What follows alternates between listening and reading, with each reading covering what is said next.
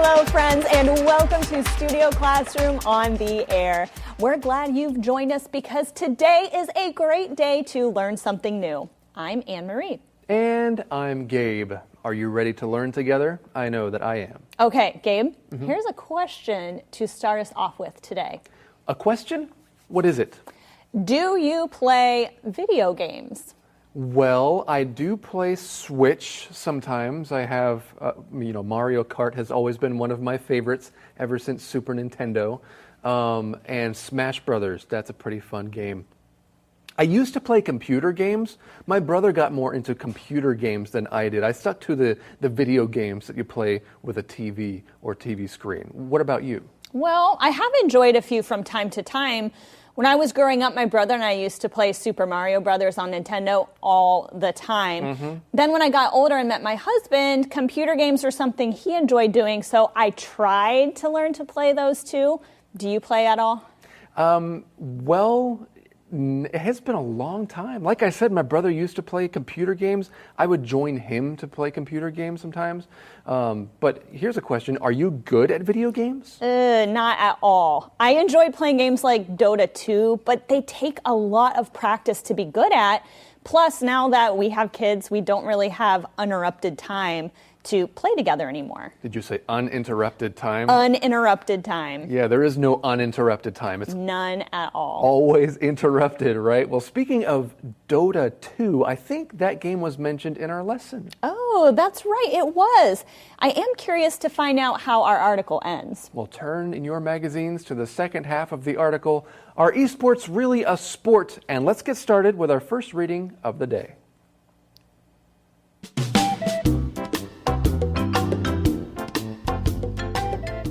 Are esports really a sport? So what you're saying is that video game players are real athletes? Yes! You know esports players train up to 12 hours a day? They have coaches and managers, and there is pressure to perform. Interesting. I had no idea. I read that esports are so competitive that some players retire a few years after playing. I guess they train consistently at a gym, too. Do these esport players approach video games differently than casual players? Uh-huh. I read that their eye movements focus exactly where players expect the enemy to be. The eyes of casual players dart all over. But there isn't the active physical movement one associates with sports.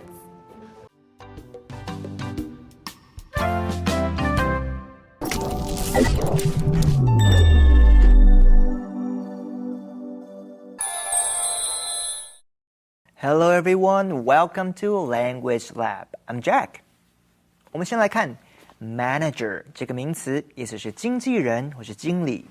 譬如 Whoever holds the position as a sales manager at Fred's company has a lot of pressure.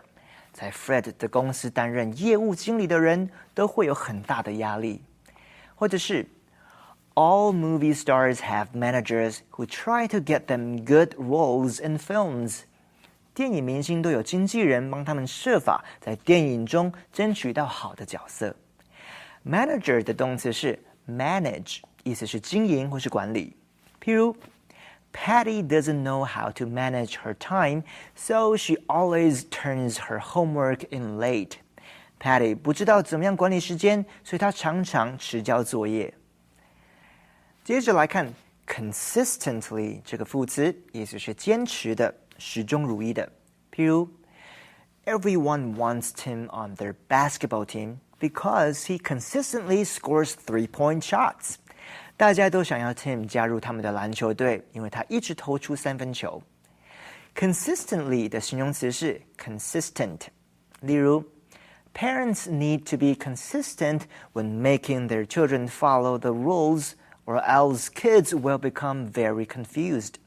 父母在训练孩子遵守规矩时，要始终如一，不然孩子会非常困惑。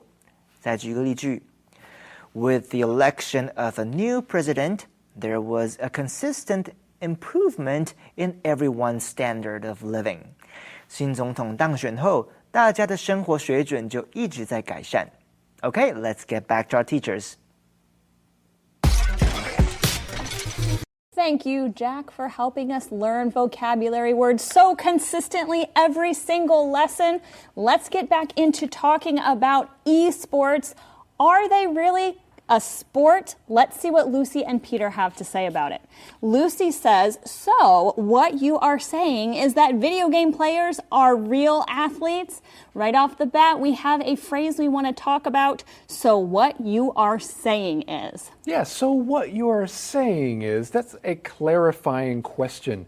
You're asking a question to clarify what the other person actually means about something. Perhaps the other person said something different, and you're not exactly sure what the meaning is. That's when you would ask a clarifying question like this. It allows them the opportunity to share something a little more clearly. And I think in this case, we're referring to the line that Peter just said right before this one. Peter had said, I appreciate that. I know in video games like Dota 2, there is no physical running, but just because it's different doesn't mean those players aren't athletes. And then Lucy says, so video game players are real athletes? Is that what you're saying? Yeah, so it sounds like he is saying that. Now, this is a clarifying question, as we just said. This is different from a follow-up question. A clarifying question is asking for clarity on what someone just said. A follow-up question might lead to a slightly new topic. For an example, Lucy could say for a follow-up question, so how often do these athletes actually train for what they're doing? It's related, but it's not asking to clarify what Peter just said. That's a really great point. Let's see how Peter answers this clarifying question. He says, yes, you know, esports players train up to 12 hours a day. They have coaches and managers, and there is pressure to perform. You know, I cannot imagine training on a video game 12 hours a day. That's a long time to sit in front of a console or a computer. That would make my eyes hurt. When I read that sentence for the first time, Anne-Marie, I had two thoughts. One was, this must be terrible for their eyes. And the other one was, I played video games for 12 hours a day when I was 10 years old. Am I an esport athlete? Come on, I played soccer. 12 hours a day? I mean, I wanted to. I played for many hours. My parents wouldn't let me play for 12 hours. Okay. But, you know, a lot of hours. That's how I felt. It was like, hey, they're doing what they want to do, play video games all day. Now, I know if you play esports, that's not how it actually is, right? There is a lot of hard training that goes into this. It's a little different from playing Mario Brothers, for example. That's right. Lucy says, interesting. I had no idea. I didn't either.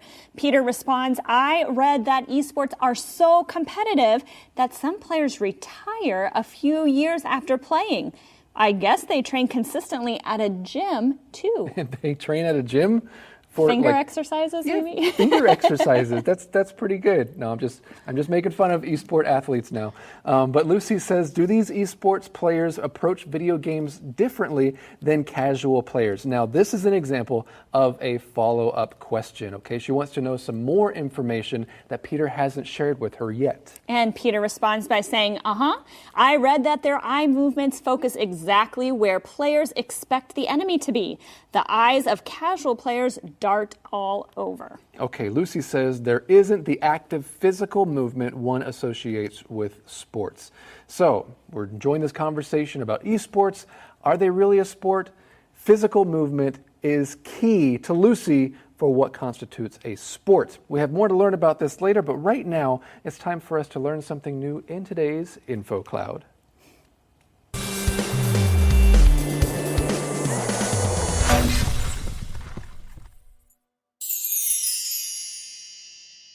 Welcome to InfoCloud. Andrea, when you think of the word blue, what do you think of? Well, I think of the color blue. The ocean is blue, the sky is blue. That's right. Can you think of another meaning of the word blue? Blue? Well, blue can also mean sad. You can say, I'm feeling blue today. So the literal meaning of blue is the color, and the connotation is feeling sad. Now, connotation is an interesting word to talk about. A connotation is something suggested by a word or thing. A connotation of blue is feeling sad. Another connotation of blue can be a feeling of peace and calm. There can be negative, positive, or neutral connotations for words in English. For example, let's look at the word thin. Thin has a neutral connotation. A positive connotation would be slim. Now, can you think of a negative connotation of the word thin? A negative connotation could be skinny. Now, another way of looking at the connotation of a word is its suggested or emotional meaning compared to its literal meaning. As English language learners, it's important to learn the connotations of different words. Let's look at another example with the words unique, different, and peculiar. Now, unique has a positive connotation. Different is neutral, and peculiar has a negative connotation. 很多时候，我们不能只解读文字字面上的意思，而是要看当中的 connotation， 也就是含义或是意味，才能够知道对方到底想表达什么。例如 blue 这个字除了蓝色之外，也表达一种感觉，通常是忧郁，有时候也可以代表平静。还有 thin 是瘦长，这个字带给人的感觉比较客观中性。如果换成 slim， 它也是瘦，但这个字会带给人苗条纤细的感觉。如果是 skinny， 那就是有点骨瘦如柴的感觉。这些字都是同义字，但却带给人们非常不同的意味。因此，我们在学英文的时候，除了背单字之外，还要注意用字的艺术。不同的文字会带给人们不同的感受，这一点值得我们多多注意。这就是今天的 InfoCloud， 下次云端见。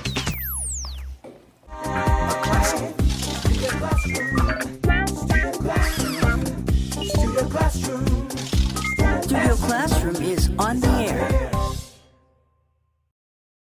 Welcome back to Studio Classroom, friends. Now, Lucy thinks that esports aren't really a sport because there's no physical activity involved. Hey, aren't there some other sports that have been actual sports that actually don't require much physical activity?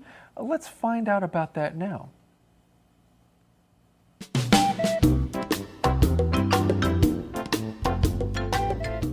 Are esports really a sport? No one questions what to call golf and archery. They are performed while standing still. Players need to be exact and skillful, just like in esports. I admit, you may have a point. Esports athletes also have better motor skills than other athletes. Their keyboard movements are faster than the average person. It's still going to take more than that to convince me it's a true sport. And better hand-eye coordination was observed in professional gamers than in players of other sports. Does that help them catch a ball? Well, competitive video gaming is a medal event in the 2022 Asian Games.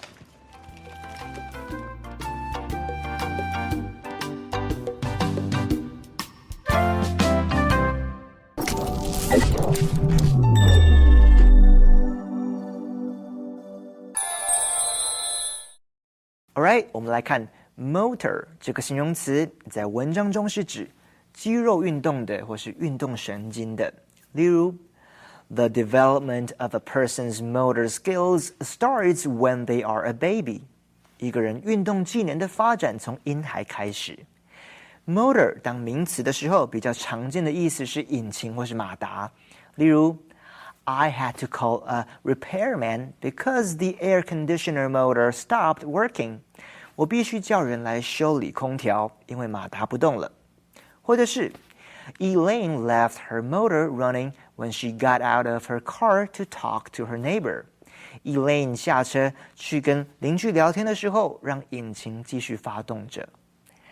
最后来看 coordination 这个名词，意思是身体的协调性。比如 When babies begin to walk, they fall a lot because their balance and coordination are not developed.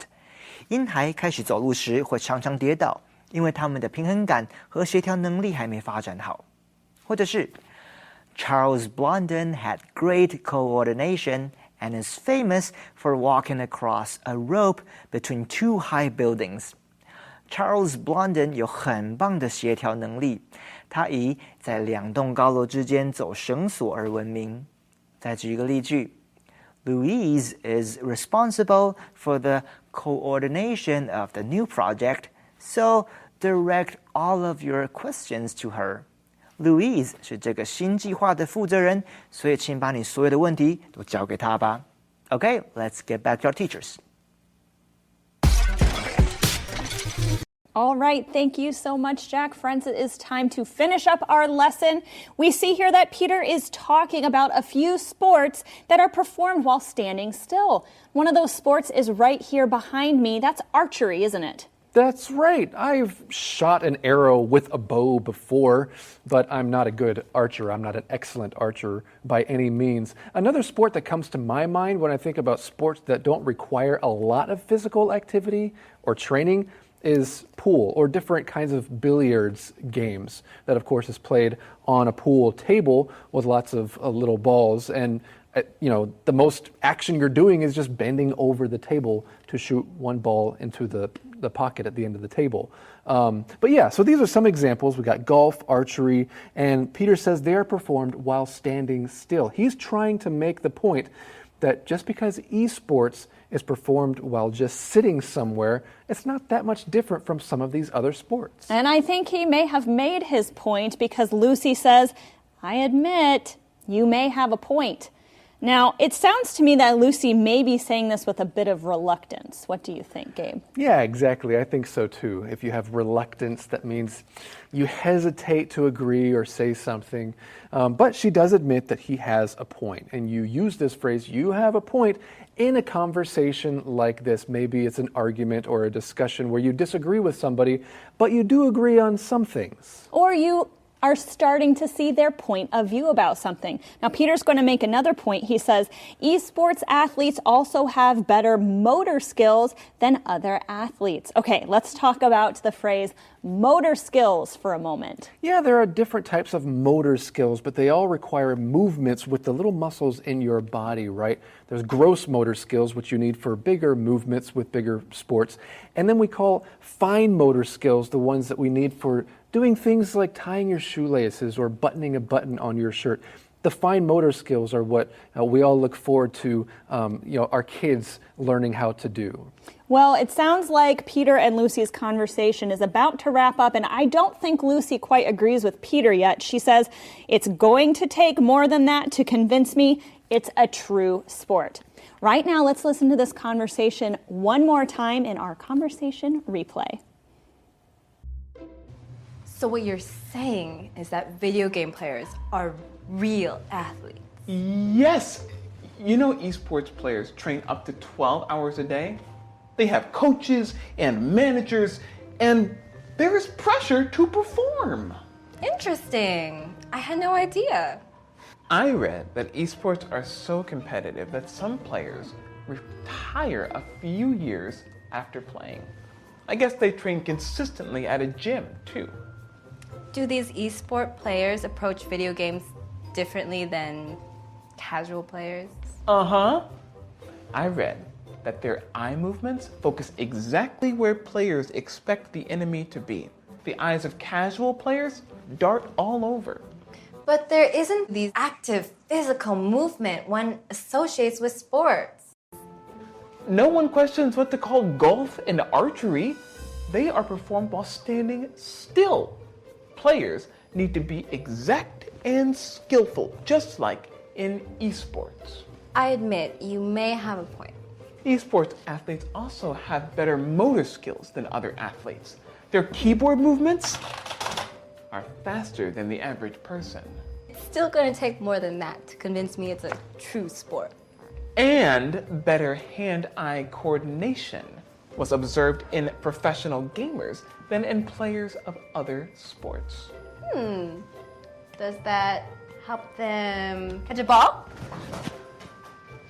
Well, competitive video gaming is a medal event in the 2022 Asian Games.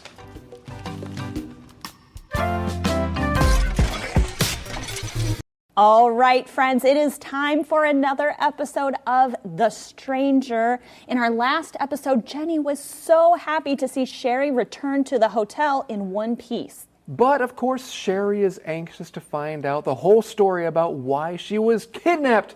Please join us today for our new episode of The Stranger.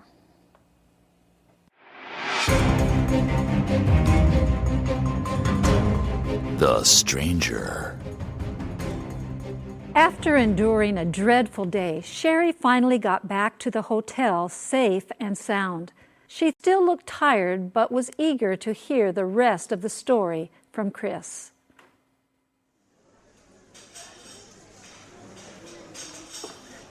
Hi, Sherry. Oh, hi, Chris. Did you have a good night's rest? Not really. It was a restless night. I dreamt that someone was trying to push me in a cab with a knife. I'm sorry to hear that. Once again, I really must apologize for what my family put you through.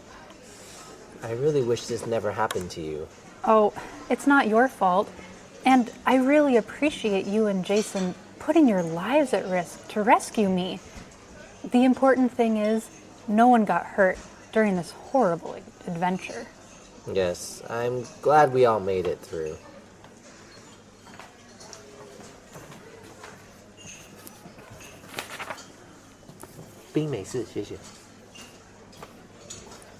So, are you going to tell me the whole story now?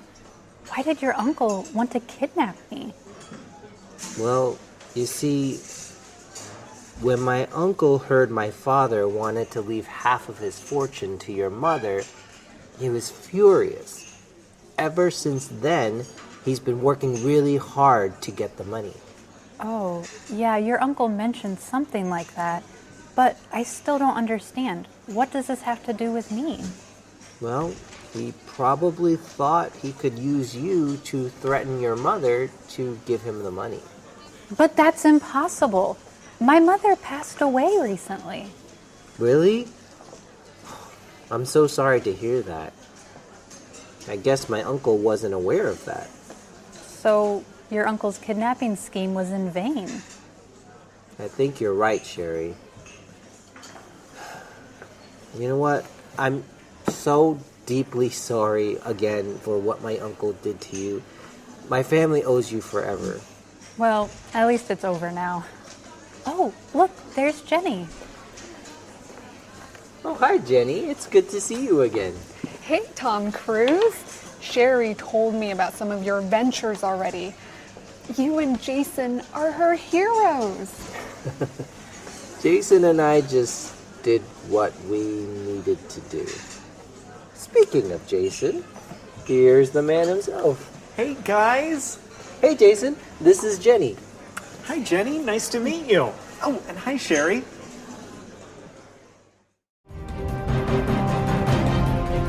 To be